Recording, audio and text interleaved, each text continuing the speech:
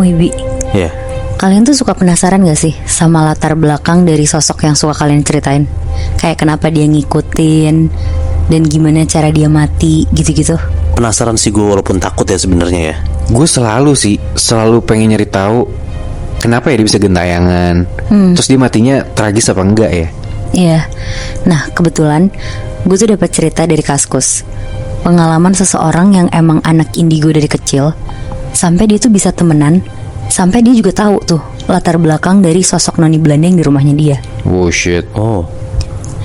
Nah, jadi sekitar tahun 2000-an awal, ada laki-laki, kita sebut aja Ali ya namanya. Nah, Ali ini tuh dari Maluku. Dia ngerantau ke Bogor bareng sekeluarganya.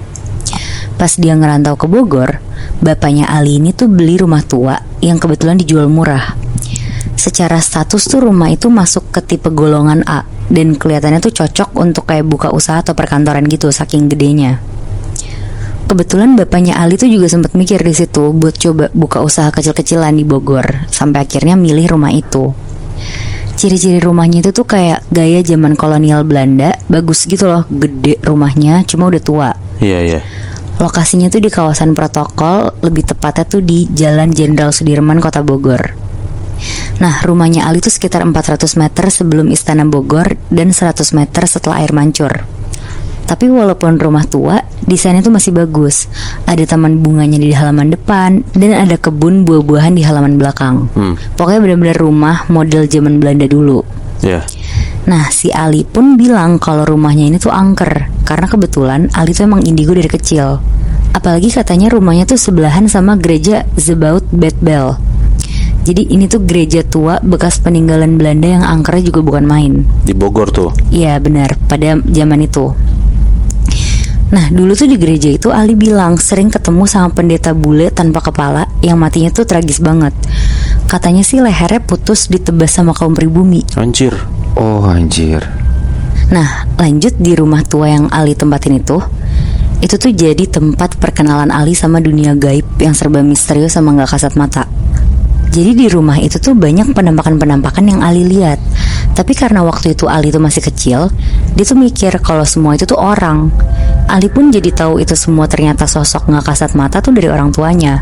Karena ternyata yang bisa lihat tuh cuma si Ali. Jadi Ali tuh suka cerita Muibi kalau ada hantu yang melototin, bisa terbang, bisa hilang, dan badannya tuh kayak tinggi besar gitu. Terus kadang si Ali tuh juga ngelihat ada tentara Jepang yang datang dari luar terus masuk rumahnya tanpa izin. Kayak seakan-akan itu tuh emang rumahnya. Iya, iya. Tapi dari sekian banyak sosok tak kasat mata yang dilihat sama si Ali tuh paling penasaran sama sosok noni Belanda yang ada di rumahnya dia. Nah, noni Belandanya itu tuh cantik banget Muibi. Dilihat dari fisiknya tuh umurnya sekitar 18-25 tahun lah. Noni itu tuh rambutnya pirang, agak gelombang kriwil-kriwil, ngelingkar kayak bekas gulungan roll gitu di bagian rambut depannya. Pakai topi bundar, bajunya tuh gaun putih panjang sampai nyentuh ke tanah, sama agak transparan gitu di bagian belakangnya. Kurang lebih tuh kalau si Ali bilang penampilannya tuh mirip sama Rose yang di film Titanic. Oh. Oke. Nah, mungkin karena bentuk fisiknya yang paling bener dan paling cantik di antara setan yang lain, jadi Ali tuh kadang suka merhatiin dia, mandangin dia, pokoknya bener-bener ngeliatin terus lah. Tapi kesehariannya Noni ini tuh juga unik banget Muibi. Biasanya si Noni ini tuh suka banget ngeliat bunga anggrek tanaman ibunya si Ali. Pokoknya pas bunga anggrek itu lagi bermekaran, biasanya kuncup bunga itu tuh dihirup wanginya sama si Noni ini. Oke. Saking si Ali ngeliatnya aneh, di saat semua makhluk halus pada diem di tempat masing-masing, cuma si Noni ini aja nih yang suka berkeliaran keliling-keliling rumahnya si Ali. Terus berhenti cuma buat ngeliat bunga anggrek ini. Habis itu keliling lagi, berhenti lagi ngeliat bunga anggrek itu lagi. Pokoknya diulang-ulang gitu aja tuh kegiatannya sehari-hari. Sampai ada satu hari Muibi, si Ali tuh dengar suara perempuan. Suaranya tuh halus banget, lagi nyanyi-nyanyi tapi suaranya tuh pelan. Jadi kayak tipis-tipis doang gitu. Iya bener Moy. Nyanyiannya tuh juga samar-samar, kayak pakai bahasa Belanda gitu. Dan pas Ali ngeliat sekitar, ternyata itu tuh sosok Noni itu lagi nyanyi. Oh. Terus di hari berikutnya Muibi, Ali tuh dengar ada perempuan nangis-nangis sampai jerit-jerit gitu. Dan ternyata itu tuh sosok Noni itu juga. Nah tapi anehnya, ngedenger itu tuh Ali bukannya takut tapi malah keikut sedih. Karena ngerti gitu maksudnya. Ya gue juga nggak tahu sih, mungkin si Ali ngelihat masa lalunya kali ya. Iya mungkin sih. Nah karena Ali juga nggak pernah ngerasa diganggu sama sosok Noni ini, jadi Ali tuh nggak pernah negor si Noni ini. Walaupun ya sebenarnya mah bisa-bisa aja, karena Ali kan juga bisa komunikasi sama sosok tak kasat mata kan. Tapi Ali tuh juga sungkan buat nyapa si Noni ini. Tapi besokannya Muibi, pas Ali lagi nonton TV, tiba-tiba Noni itu tuh berdiri di samping TV kayak berusaha ngedeket gitu ke Ali. Nah karena Ali juga lumayan kaget, dia perhatiin tuh mukanya si Noni itu. Tapi mukanya si Noni ini tuh berubah. Dari yang biasanya cantik, tiba-tiba mukanya tuh serem yang kayak orang lagi marah gitu. Kenapa? Nah gak tahu juga Muy. Tapi akhirnya disenyumin tuh sama si Ali. Dan si Noni ini juga senyumin Ali balik. Terus si tangannya Noni ini tuh kayak ngelambai ngajak Ali gitu. Nah si Ali yang penasaran akhirnya nyamperin lah si sosok Noni ini. Baru beberapa langkah ngedeket ke Noni, tiba-tiba tuh sekeliling rumah Ali berubah Muibi. Tempat TV, sofa, karpet, sama lemari Ali tuh hilang dalam sekejap gitu. Keganti sama barang-barang jadul yang gak pernah dilihat Ali sebelumnya. Ali di situ tuh mikir, ini kan rumahnya dia, tapi kok keganti semua ya barang-barangnya. Sampai warna cat rumah pun ikut berubah. Oh. Di situ penglihatannya Ali tuh langsung berubah. Dia langsung berusaha ngeliat keluar rumah pun. Di luar rumah itu berubah banget. Jalanan yang tadinya di aspal berubah jadi belum di aspal gitu loh. Masih tanah-tanah gitu. Pokoknya Ali tuh ngerasa kayak dia tuh balik ke zaman dulu gitu. Di situ akhirnya Ali ngeliat sosok Noni itu. Dan si Noni itu cuma bisa senyum ke Ali. Nah pas Ali lagi ada di situ, Ali tuh sempet-sempetnya Muibi keliling rumahnya sendiri dari depan sampai belakang. Terus dia tuh ngeliat ada 2 orang bule pakai baju militer, atasan seragamnya warna biru, celananya warna abu-abu, dan mereka tuh bawa senjata. Ali pun juga ngeliat ada satu keluarga lagi makan malam di ruang bagian belakang. Dan ternyata itu tuh si Noni bareng sama laki-laki muda berseragam militer sambil mangku balita perempuan. Ali tuh bingung di situ siapa laki-laki dan balita perempuan itu, karena yang Ali kenal tuh cuma si Noni doang kan. Tapi setelah Ali lihat-lihat lagi, dia mikir mungkin itu suami sama anaknya si Noni itu. Akhirnya Ali jalan lah mau nyamperin mereka ke ruang makan. Disapa tuh sama si Ali. Tapi Noni itu tuh gak ngerespon, bahkan kayak gak ngeliat kehadiran Ali sama sekali. Akhirnya Ali duduklah di meja makan bareng mereka tuh, walaupun mereka juga gak tahu tuh ada kehadiran si Ali di situ. Tapi tiba-tiba tuh ada suara kayak duar, duar, duar, kayak ada bunyi petasan gede banget. Ali di situ kaget banget. Terus dia merhatiin lah muka si Noni kayak ketakutan gitu. Dan si Noni itu langsung lari ngebawa anaknya terus ngumpet di pojokan. Nah suaminya tuh tetap duduk di meja makan itu. Terus gak lama Muibi datang segerombolan serdadu Jepang. Tiba-tiba datang gitu? Iya tiba-tiba datang Muy. Buset. Nah salah satu si serdadu Jepang itu tuh ngehajar, bahkan ngeludahin si suaminya Noni ini. Wow. Dan gak lama suaminya Noni tuh ditembak di kepalanya. Anjir. Serdadu Jepang itu tuh kelihatan kayak belum puas tuh ngebunuh si suaminya si Noni. Mereka akhirnya ngegeledah setiap sudut rumah mereka, sampai akhirnya ketemulah si Noni sama anak perempuannya ini. Ya anjir. Terus diseret tuh dari si tempat Noni itu ngumpet. Si Noni ditaruh di sebelah jasad suaminya dan diperkosa secara ganti-gantian sama serdadu Jepang itu. Anjir. Wah gila banget. Tapi gak sampai situ aja Muibi. Akhirnya kepalanya Noni tuh ditembak sampai isi kepalanya si Noni ini bercacaran keluar semua. Anjir. Si Ali berarti ngeliat sendiri tuh semua kejadian yang terjadi di hidupnya si Noni. Iya bener Muy. Berarti si Ali bahkan sampai tahu tuh kenapa si Noni ini bisa sampai meninggal dan gentayangan. Iya. Tapi Muibi, ceritanya Ali tuh gak sampai situ doang. Jadi masih banyak lagi cerita Ali dan si Noni Belanda ini. Tapi kayaknya gak mungkin deh gue ceritain malam ini. Lo sering banget kan pasti denger pasar setan. Iya. Biasanya kan pasar setan tuh selalu ada di kayak gunung-gunung keramat gitu kan. Iya. Nah gue dapat cerita ini dari salah satu pendaki gunung dari Banten. Dia ini masuk ke pasar Dieng gitu, yang ada di Gunung Lawu via Ceto. Jadi jalan itu via Ceto gitu. Walau sekarang udah rame nih treknya, tapi kesan angkra tuh masih berasa banget Nat. Yang naik ini pendakinya namanya Farid. Jadi salah satu yang bikin Farid tertarik banget nih buat ngedaki Gunung Lawu itu karena katanya gunung itu tuh sering banget disebut kayak gunung purba gitu loh. Jadi kayak emang udah terkenal banget dan udah lama banget nih gunung nih. Nah Farid barengan sama 4 orang temennya ini ngedaki Gunung Lawu nih. Dari awal pendakian sampai ke pos 2 tuh semua lancar-lancar aja Bi, Nat. Cuman dia tuh ngelihat pas banget dia tuh lagi siap-siap ngedaki, berarti masih di bawah nih ya. Dia tuh ngeliat tuh kayak ada cewek baju putih tuh lagi ngeliatin dia dari jauh. Tapi tiba-tiba hilang, terus nongol lagi, hilang lagi gitu loh. Nah Farid nih coba nyuakin aja karena dia mikir kayak selama dia nggak aneh-aneh, selama gue nggak ganggu juga, ya udah aman-aman aja gitu. Yaudah akhirnya selama perjalanan dari pos 1, pos 2 dia juga cuek-cuek aja tuh. Nah pas sampai di pos 3 Gunung Lawu, Farid ini ngelihat lagi nih sosok cewek yang mirip sama cewek yang tadi, yang baju putih tuh, yang di awal dia ngedaki. Iya. Farid ini ngelihat sosok cewek ini pakai baju putih, tapi pas Farid nanya teman-temannya kayak, lo lihat deh di sana, lo ngeliat cewek nggak? Ternyata 3 orang temennya itu tuh nggak lihat sama sekali. Oh, oke. Jadi kayak cuma Farid doang yang ngeliat nih. Ya walaupun si Farid ini ngerasa ada yang ngikutin, karena kan dari pos 1 sampai 3 kan dia ngerasa berarti cewek ini ngikutin mulu dong. Iya. Iya. Nah tapi tuh dia kayak tetap ngelanjutin aja lah kayak pendakian dia karena dia mikir ya gue nggak ganggu ini gitu. Pas nyampe di pos 4, Farid nih ngelihat kayak ada sosok tinggi, gede banget. Si sosok ini kayak ngejalan gitu loh, jalan ke satu tempat. Dan si sosok ini tuh kayak ngebawa palu gede banget gitu. Nah palunya tuh kayak dibawa dipinggul gitu loh, saking gedenya. Oke. Nah untungnya banget sosok tinggi besar ini nggak ngeliat Farid. Dan dia tuh arahnya tuh kayak lurus gitu loh. Jadi kayak Farid teman-temannya di kanan. Nah si sosok ini tuh kayak lurus aja, kayak jalan ke satu tempat. Pas udah masuk ke dalam-dalam itu tiba-tiba hilang. Si sosok gede ini, dia tuh coba diem aja, dia nggak ngebahas sama sekali sama teman-temannya. Sampai akhirnya singkat cerita udah malam nih.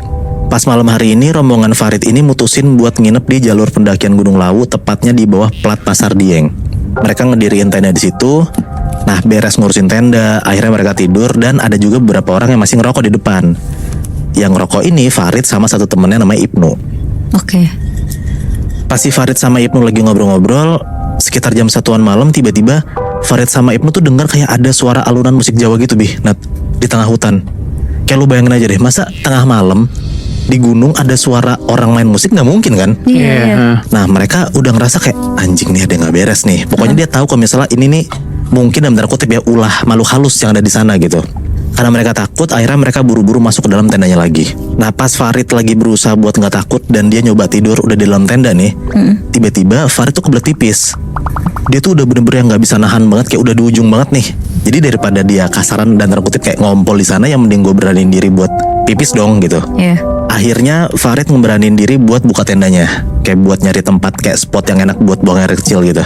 Tapi lu tau gak Bi, Nat, si Farid tuh kaget banget karena pas dia buka tendanya, situasinya tuh dari yang tadi jam 1 malam berubah 180 derajat jadi terang. Jadi siang. Tiba-tiba siang gitu. Tiba-tiba aja Bi. Anjir, aneh banget. Nah di situ karena Farid bingung, dia tuh jadi kayak nyoba jalan buat keluar tenda dan ngecek kayak anjing apa gua halu gitu loh. Iya. Pas Farid lihat ke depannya sekitar kayak 10 meter dari tendanya, Farid tuh ngeliat kayak ada pasar rame banget, kayak pasar tradisional pada umumnya gitu loh. Ngeliat hal aneh kayak gitu, si Farid langsung mau balik ke tenda tuh karena kan dia udah jalan 10 meter kan. Nah pas banget dia balik badan, tiba-tiba tendanya hilang. Ya, Kemana? Gak tahu, hilang aja, kayak dia tuh udah berada di tempat yang lain dan bukan di tendanya lagi gitu loh Nat. tapi maksudnya di area yang sama harusnya tendanya di situ, tapi tendanya nggak ada. Iya, dan ini posisinya siang. Wow. Harusnya jam 1 malam kan. Iya. Nah Farid di situ posisinya sendirian, tendanya hilang, teman-temannya nggak ada, dia kebingungan harus apa. Sampai pas lagi keadaan bingung kayak gitu, Farid tiba-tiba disamperin kayak sama salah satu orang lah mungkin atau sosok gitu ya, bentukannya tuh kayak Bombo gitu. Bombo itu bilang ke Farid, kenapa kamu ada di sini? Ini bukan dunia kamu. Kamu kok bisa masuk ke sini? Ya Farid di situ juga bingung banget karena pas dia keluar tenda udah berubah kan, tempatnya berubah, situasinya berubah dari malam tiba-tiba siang. Akhirnya dibilang ke Bombo itu kayak dia juga nggak ngerti kenapa dia tiba-tiba ada di situ gitu. Terus pas dia lagi ngobrol sama si Bombo ini, dia nengok kanan kiri. Pas dia nengok ke depan lagi karena Bombo itu hilang. Oh. Hilang gitu aja gitu Bi, Nat. Akhirnya si Farid nih coba ngeberanin diri dan dia tuh coba ngiterin si pasar itu, coba jalan gitu buat ngecek ada apa gitu kan. Pas di situ, di pasar itu tuh, Farid tuh kaget banget karena dia ngelihat barang dagangan yang dijual di sana tuh aneh-aneh. Dia ngeliat ada kayak jadi kan lu bayangin deh, bentukan pasar kan ada kayak meja-meja banyak kanan kiri rame gitu kan. Yang biasa di pasar yang lo lihat tuh di meja itu ayam, sapi, sayuran gitu kan.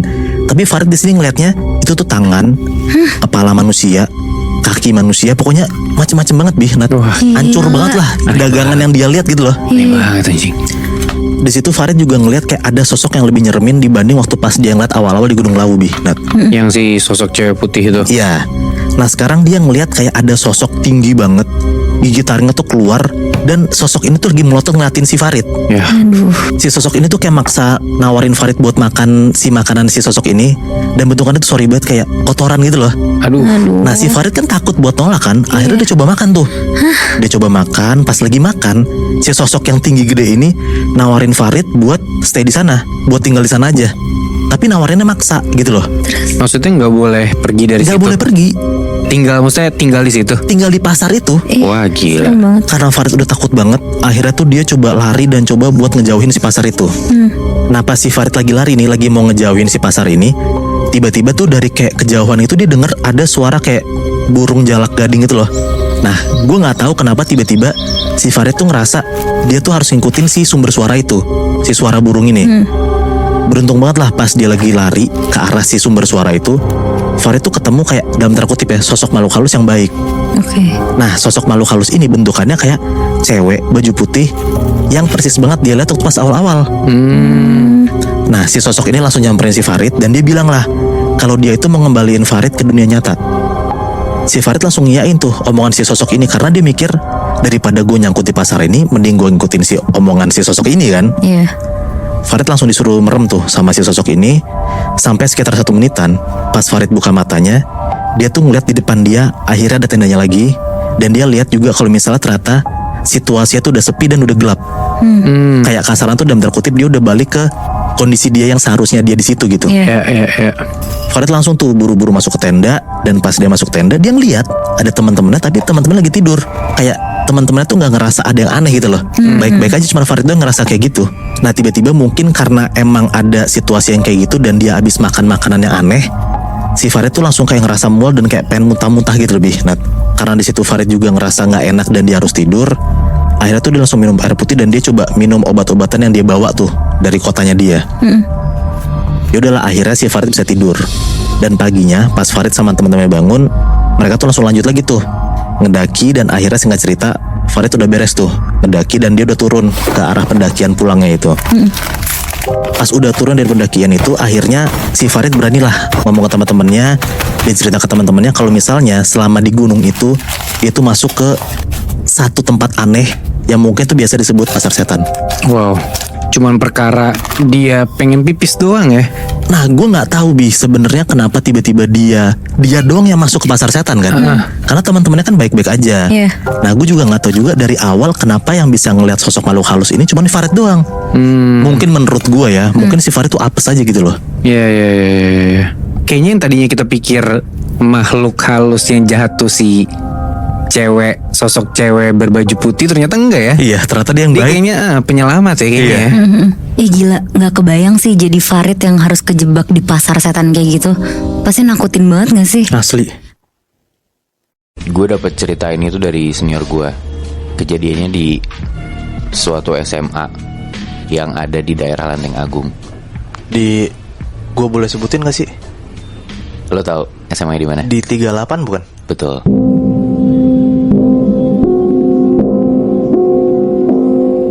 Jadi 38 nih kebetulan SMA gue juga. Oke. Senior gue cerita nih, itu tuh kejadian di tahun 2008. Oke.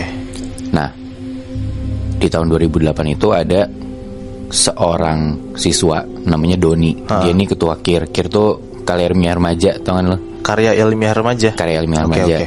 Terus dia tuh anaknya berprestasi lah, pintar, dan saking berprestasinya dia tuh di-hire sama guru fisikanya, yang mana guru fisikanya itu tuh di saat itu lagi ngerjain tesis. Oke. Jadi si Doni ini ngebantuin guru fisikanya buat ngerjain tesis abis pulang sekolah. Oke. Yang mana tuh biasanya pulang sekolah jam 3 sore, si Doni ini bantuin guru fisikanya lah, itu jadi rutinitasnya dia jadinya.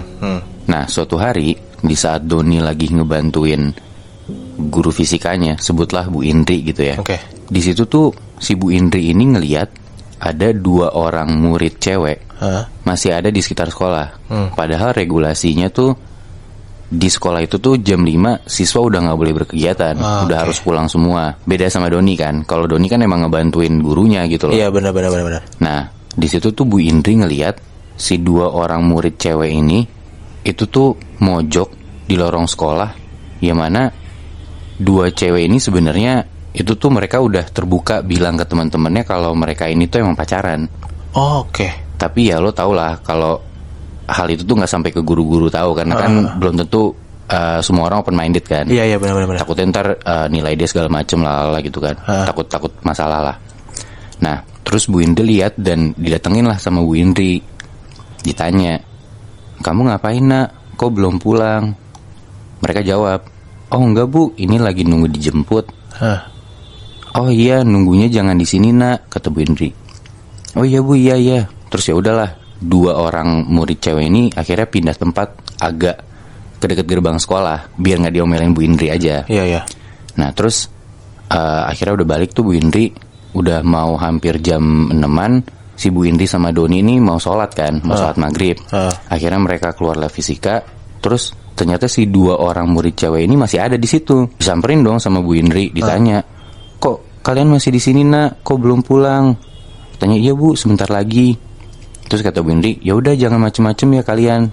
Nah besokannya si 2 orang murid cewek itu yang kemarin disamperin Bu Indri itu tuh nyamperin Doni. Dan nanya ke Doni, Don, kemarin lu pulang maghrib juga kan? Ya Doni jawab dong, iya emang kenapa? Ditanya lagi sama yang cewek ini, penjaga sekolah kita si Bang Arif tuh tinggal di sini ya? Kata Doni, iya, kenapa? Terus nanya lagi ceweknya, oh ibunya juga tinggal di sini? Terus Doni jawab dong, kayaknya mah berdua doang sama istrinya. Kenapa sih emang gitu?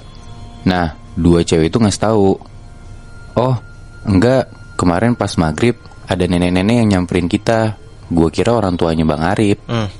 Nah dari situ sorenya nih Doni kan mau ngebantuin Bu Indri kan.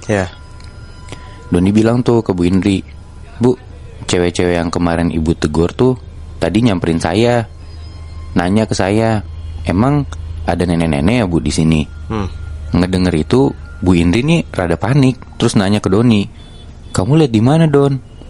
Terus Doni jawab, oh bukan saya Bu, 2 cewek itu yang ngeliat. Nah terus tuh Bu Indri langsung rada-rada buru-buru gitu keluar kelas. Dan kebetulan si 2 orang murid cewek tadi tuh ada lagi di depan lorong kelas gitu kan. Oke, kayak kemarin berarti ya? Kayak kemarin disamperin tuh sama Bu Indri. Terus ditanyalah ke 2 orang murid cewek itu, nah kemarin kalian disamperin nenek-nenek? Iya Bu. Terus ditanya lagi sama Bu Indri, kalian lihatnya kayak gimana? Dijawab sama si anak cewek ini, dia pakai kain kebaya gitu Bu, rambutnya kelihatan udah putih, jalannya bongkok. Terus Bu Indri nanya lagi, dia nyamperin kamu? Iya Bu, katanya. Terus nanya lagi dong Bu Indri, dia ngomong apa sama kamu? Terus si anak cewek ini jawab, si nenek-nenek itu cuma ngomong, jangan berbuat macem-macem di sini, kalian berdua pulang sekarang. Terus si cewek ini bilang kayak dia kayak agak-agak diomelin gitu loh. Nah di situ tuh Bu Indri rada diem dulu sebentar. Terus lo tau gak Moy, apa yang diomongin Bu Indri? Gimana? Bu Indri ngomong kayak gini, ternyata beneran ada ya yang diceritain guru-guru. Ibu 10 tahun ngajar di sini belum pernah ngeliat. Kalian yang baru setahun di sini udah disamperin. Lu bayangin tuh Muy, gimana rasanya jadi 2 cewek itu? Ya di situ si cewek-cewek ini tahu kalau yang nyamperin dia tuh emang bukan orang. Iya benar-benar. Nah terus ada nih kejadian kedua. Itu tuh kejadiannya beberapa bulan setelah kejadian yang gue ceritain barusan. Kalau yang sekarang tuh dialamin sama yang namanya Rani. Rani itu dia tuh salah satu anggota OSIS di 38. Nah di 38 tuh mereka tuh sering bikin yang namanya pesantren kilat tahunan gitulah. Di sekolah itu kayak 2 hari 1 malam gitu. Itu acara rohis dan OSIS. Nah di pesantren kilat itu salah satu agendanya tuh tadarusan menjelang sholat subuh. Itu tuh acaranya di aula. Jadi sebelum sholat subuh anak-anak itu tuh pada tadarusan dulu di aula. Mereka ngaji-ngaji segala macam subuh-subuh. Itu tuh kayak sekitar jam 3-an lah. Oke. Jam 3 pagi gitu kan. Udah tuh tadarusan. Di tengah-tengah tadarusan, orang pada ngaji. Itu tiba-tiba ada suara ketawa. Anjing. Suaranya tuh kayak nenek-nenek ketawa Astagfirullahaladzim. gitu. Pas dilihat, mestinya orang-orang yang ngaji pada lihat, ternyata itu tuh si Rani yang tadi gue bilangin di awal. Anjir. Nah, jadi Rani tuh kayak kerasukan gitu loh. Terus sambil ketawa gitu tuh, si Rani kepalanya sambil goyang-goyang. Nah, akhirnya ada salah satu anak rohis yang nyamperin Rani dan nyoba buat ngeluarin sosok yang ada di tubuh Rani lah. Dia nyoba ngeluarin gitu kan. Akhirnya di ngajiin tuh di samping Rani. Di saat lagi di ngajiin nih, ngajiin ayat-ayat segala macem. Di tengah-tengah itu tiba-tiba Rani diem. Diem. Terus dia nengok ke arah anak rohis ini. Terus dia bilang dengan suara nenek tadi, dia ngomong, cara baca kamu salah. Hehehe. Diledekin kayak gitu. Diledekin kayak gitu. Terus kayak ya udah anak rohisnya kayak jiper gitu kan, kayak nggak berani gitu. Nah di situ kebetulan ada juga alumni rohis juga di situ. Nah dia coba ngegantiin si anak rohis ini yang Ngajian nyoba barusan ngeluarin, Terus akhirnya si alumni ini duduk di depannya Rani. Dia nyoba ngeluarin si sosok nenek ini dari badannya Rani. Dia cobalah bacain ayat-ayat gitu, ngaji segala macam. Abis itu udah selesai, si nenek ini ngusap pipinya si alumni itu, terus bilang, ini baru bener. Anjing. Sambil senyum-senyum gitu, Muy. Kayak lu bayangin aja, Jrit, gimana gitu kan. Berarti sosok ini udah di ngaji tetap gak hilang dong? Tetap gak hilang. Dan kayak ini sampai lama banget, Muy. Lu tahu sampai selama apanya tuh sampai jam 10 pagi bahkan. Si Rani ini udah selesai di ngaji dan gak bisa. Anak-anak suruh bubar. Dari subuh sampai jam 10 pagi nih sosok nenek-nenek ini gak keluar-keluar. Masih di tubuhnya Rani? Masih. Bener-bener gak mau keluar si nenek ini. Anjir. Nah barulah sampai akhirnya jam 10 pagian tuh si nenek ini dalam badannya Rani dia ngomong, ya udah emak pamit ya. Kasihan si Eneng. Udah tuh tiba-tiba Rani pingsan. Tapi dia aneh banget ya. Kayak maksud gue kenapa betah di badannya Rani tiba-tiba dia keluar dengan seenaknya gitu loh. Nah ini gue jelasin nanti nih. Jadi tuh setelah pingsan itu, habis itu Rani coba disadarin, ditepok-tepok pipinya. Dan gak lama dari situ Rani sadar, kebangun. Terus ya emang Rani udah ngomong, suaranya udah suara Rani, udah bukan suara nenek-nenek lagi. Dan di situ tuh katanya emang Rani tuh lagi haid, makanya gampang dimasukin kan, biasa anak-anak itu. Nah tadi lu nanya kan, kayak kuat banget. Ternyata usut punya usut, ternyata tuh si nenek ini emang jin penjaga SMA 38. Dan biasanya istilah jin penjaga tuh danyang, tau gak sih lu danyang? Enggak tahu. Jadi danyang tuh kayak jin penjaga, tapi sebenarnya baik. Jadi emang dia tuh di situ ngejagain 38 dan emang umurnya tuh udah tua banget gitu. Okay.